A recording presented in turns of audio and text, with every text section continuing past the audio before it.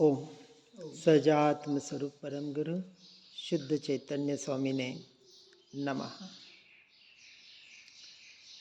अपने स्वरूप और स्वभाव की महिमा समझने का हम प्रयास कर रहे हैं।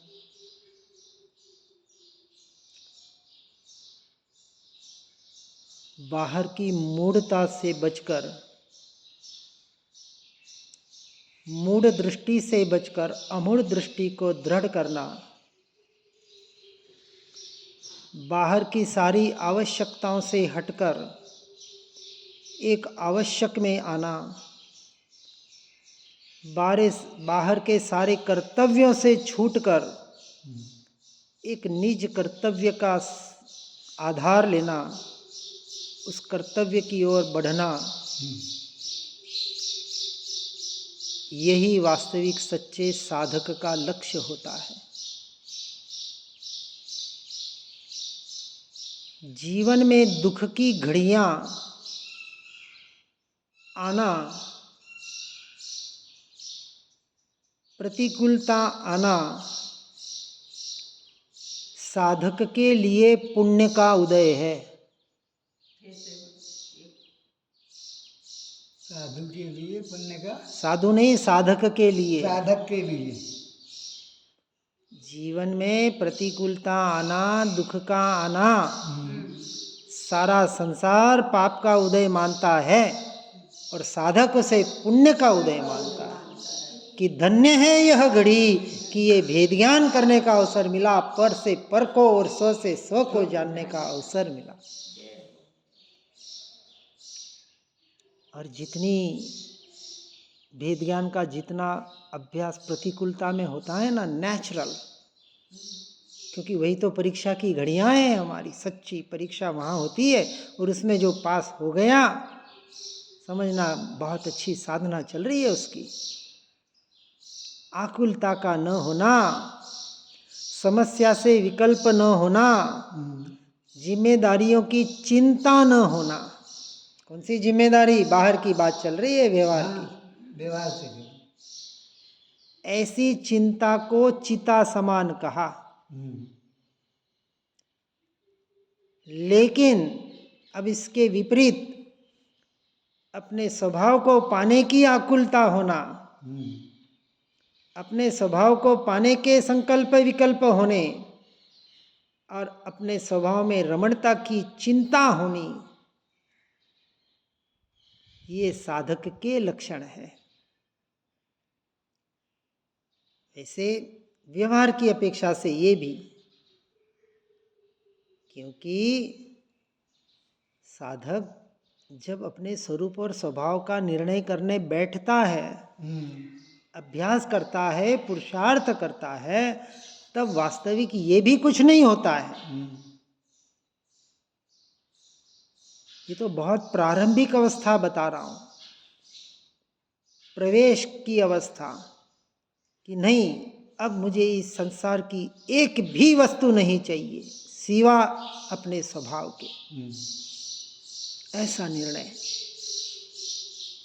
और जिसे वास्तविक नहीं चाहिए वो उसके लिए प्रयास करेगा। पुण्य के उदय से मिल गया तो ठीक, और न मिला तो बहुत ठीक। इसलिए हमारे भावलिंगी मुनिराज जब नियम लेके आहार के लिए निकलते हैं, तब ये विचार होता है कि मिले तो ठीक और नहीं मिले तो बहुत ठीक। ये आहार का विकल्प भी मेरे साधना में बाधा है। ये पाप का उदय है कि आहार करने का भाव आया।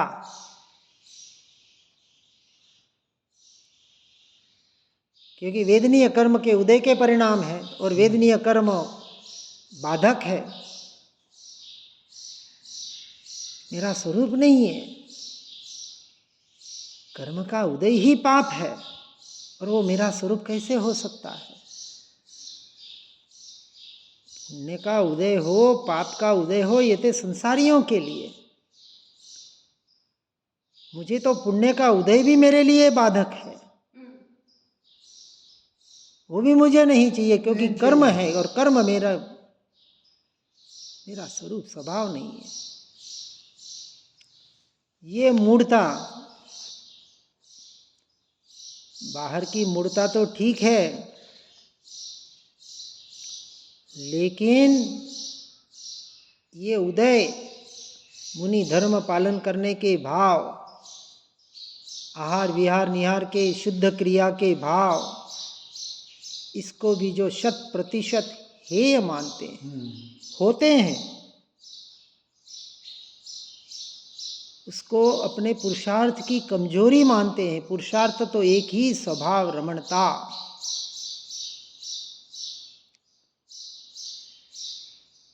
और सीधी सी बात है, बाहर की जितनी आवश्यकताएं ज़्यादा, उतने विकल्प ज़्यादा, उतना बाहर रहना ज़्यादा, उतनी आकुलता आएगी। अब ये करना है, वो करना है, ऐसा करना है, वैसा करना है। अब एक चक्रवर्ती विचार करे, कितनी चिंताएं, कितनी कल्पनाएं होती होगी।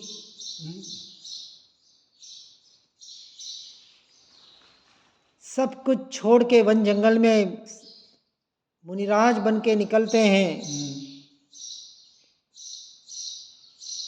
अब विचार करो, कितना जमीन आसमान का फर्क पड़ जाता है। कहाँ वो आकुल व्याकुलताएं, चिंताएं, कैसे संभालूं, किसका क्या करूं, किसको कहाँ रखूं, किसको कैसे करूं, सही गलत का निर्णय, सारा उपयोग वहां भटकाना पड़ता है ना। और ऐसी दशा में आ जाए, कितनी निराकुलता, निर्भयता, कितनी अद्भुत शांति मिलती होगी। मिलती है ना। और इसका प्रयोग आप और हम लोग कर रहे हैं संसार से निकलकर। हम अपने से अपना इतना अनुभव कर सकते हैं कि इस चौथे पांचवें गुणस्थानक में भी इतनी निराकुलता और शांति, और बिना किसी की चिंता नहीं, इस अवस्था में आ सकती है। तो विचार करें कि वो मुनि अवस्था की दशा कैसी अद्भुत होगी,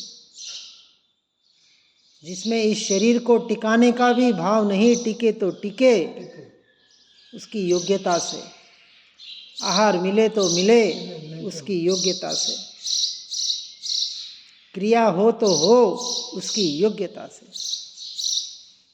वहाँ तो एक ही लक्ष्य, अंतर्मुहूर्त अनंत काल के लिए अपने स्वरूप और स्वभाव की लीनता कैसे हो, इसकी चिंता। वो भी चिंता नहीं, व्यवहार से कहते हैं, उसी का पुरुषार्थ। इसलिए ये बोलना कि जो होता है तत्समय की योग्यता से होता है, और ऐसा स्वीकार करना यथार्थ रूप से, जमीन आसमान का फर्क है।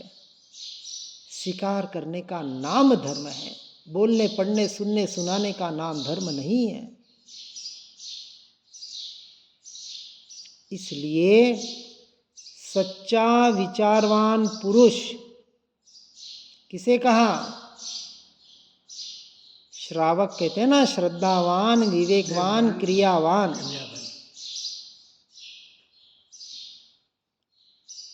किसकी श्रद्धा? अपने अस्तित्व की, अपने स्वरूप की। किसका विवेक?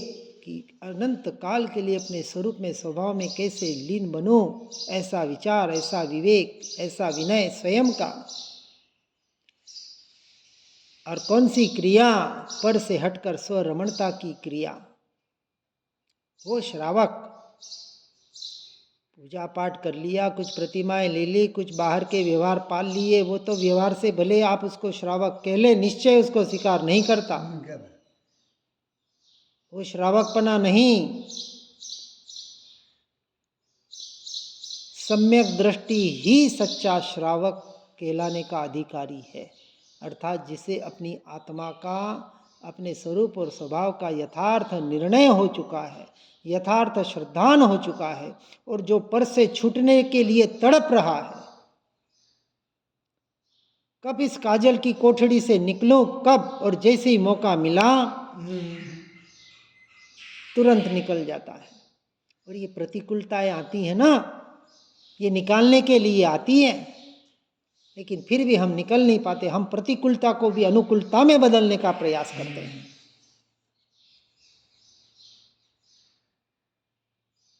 रोग आया कैसे मिटाऊं, कष्ट आया कैसे मिटाऊं, दुख आया कैसे दूर करूं, कषाय हो रही है कैसे दूर करूं। हम पर के परिणामों को बदलने में लगे हुए हैं, हर के पर के परिणाम।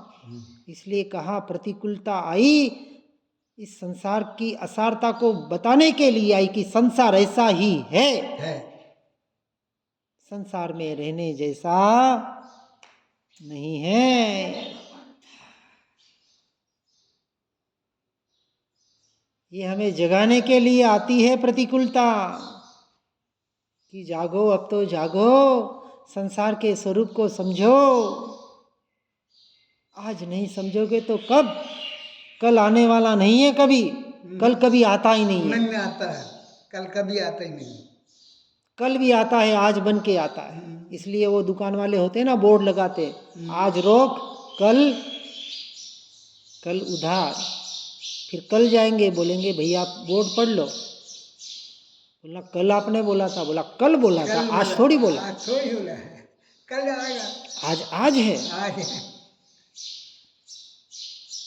इसलिए भविष्य वाला कल तो कभी नहीं आता, और भूतकाल वाला कल तो, भविष्य वाला कल होता नहीं है, और भूतकाल वाला कल तो आता ही नहीं है। आता नहीं है।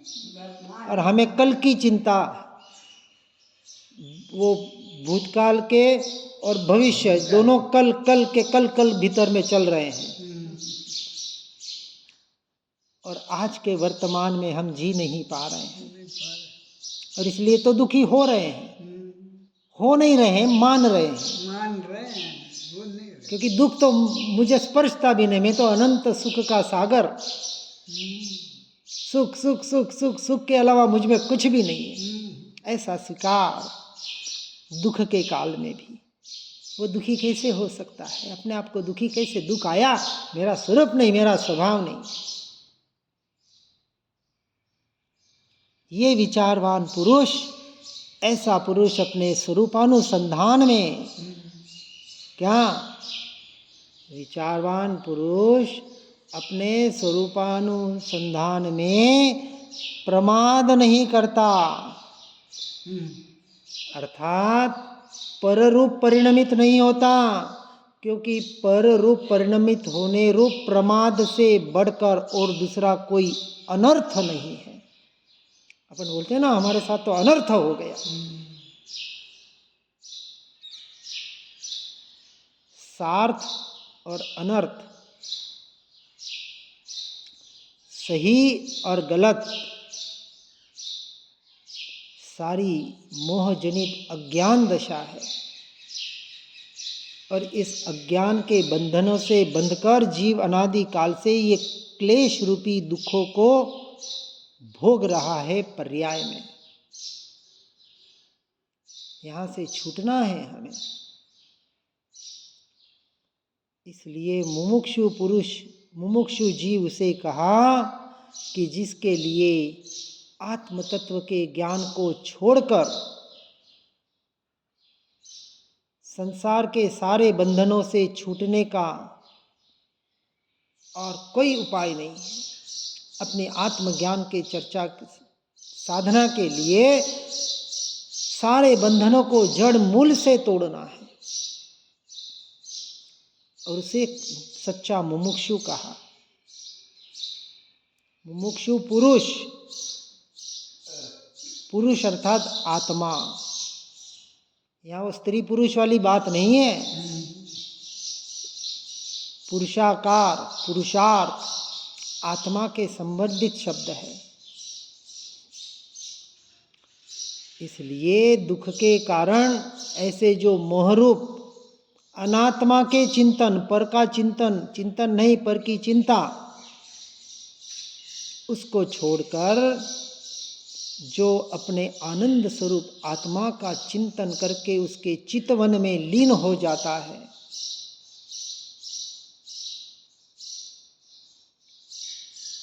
वही साक्षात मुक्ति का, मोक्ष का अधिकारी है। और यह अधिकार हर जीव का जन्म सिद्ध अधिकार है।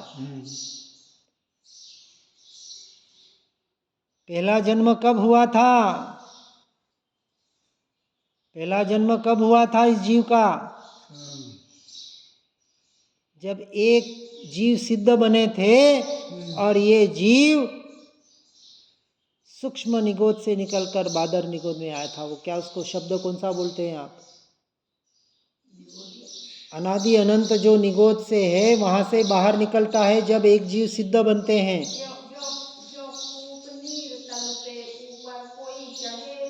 नहीं नहीं नहीं नहीं नहीं नहीं, वो शब्द चाहिए मुझे।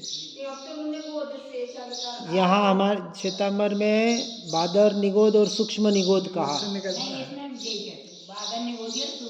हाँ, जानते हैं अनादि अनंत, एक निगोद में अनंत निगोद, लेकिन एक सिद्ध परमात्मा बनते हैं तो एक निगोदिया बाहर संसार में आता है और वहां से वास्तविक उसकी यात्रा शुरू होती है। वो पहला जन्म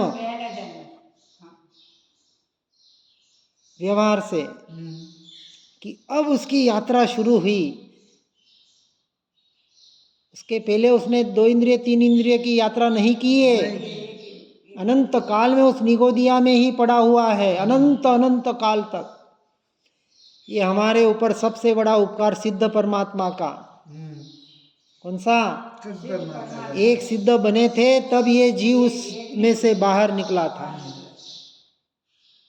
उसको एक दूसरा भी शब्द है, मुझे अभी याद नहीं आ रहा है।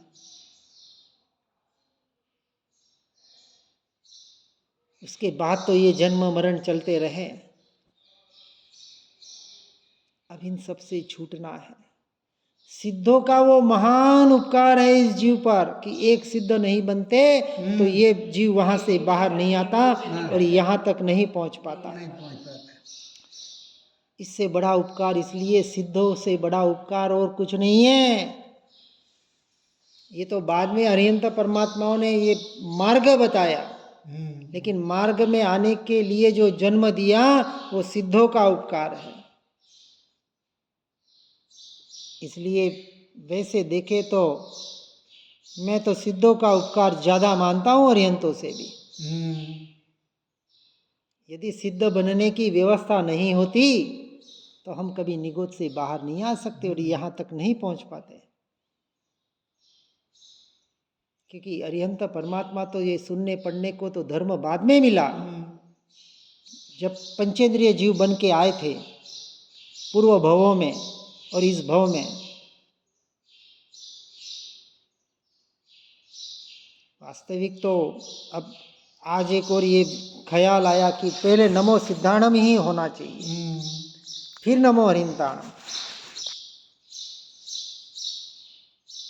हरिहंत उपकारी हैं, लेकिन यदि ये जीव निगोद से बाहर नहीं आता तो कौन से हरिहंत मिलते, कौन सी ये वाणी सुनने को मिलती? बराबर। व्यवहार की अपेक्षा से अपने बुद्धि विलास से थोड़ी बात कर रहे हैं। शास्त्रों का जो भी कथन है अपनी अपनी जगह है। इस बात का विचार करना है और इस मनुष्य जन्म का उपयोग सच्चा मुमुक्षु बनने के लिए आत्मज्ञान प्राप्त करके, अर्थात वस्तु स्वरूप को समझकर भेद ज्ञान भेद विज्ञान के द्वारा अपने तत्व का, अपनी आत्मा का, अपने स्वरूप का, अपने स्वभाव का जो भी कहे यथार्थ निर्णय श्रद्धान करके, ऐसे ममल स्वभाव का द्रव्य दृष्टि करके अनंत काल के लिए उसी में लीन होने का प्रयास और पुरुषार्थ करना, यही सच्चे मुमुक्षु की, तीव्र मुमुक्षु की, सच्चे साधक की सच्ची साधना है। हर साधक इस मार्ग में आगे बढ़ने का प्रयास और पुरुषार्थ करे। इसी भावना के साथ ओम नमः सिद्धम। जिन वाणी के ज्ञान से हो सम्यक श्रद्धान, हो चारित्र महान उर पाऊं पद निर्वाण। आत्म ही है देव निरंजन, आत्म ही सदगुरु भाई, आत्म शास्त्र धर्म आत्म ही तीर्थ, आत्म ही सुखदाई।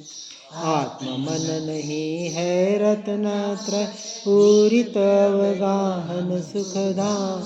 ऐसे देव शास्त्र सदगुरुवर, धर्म तीर्थ को सतत प्रणाम, धर्म तीर्थ को सतत प्रणाम।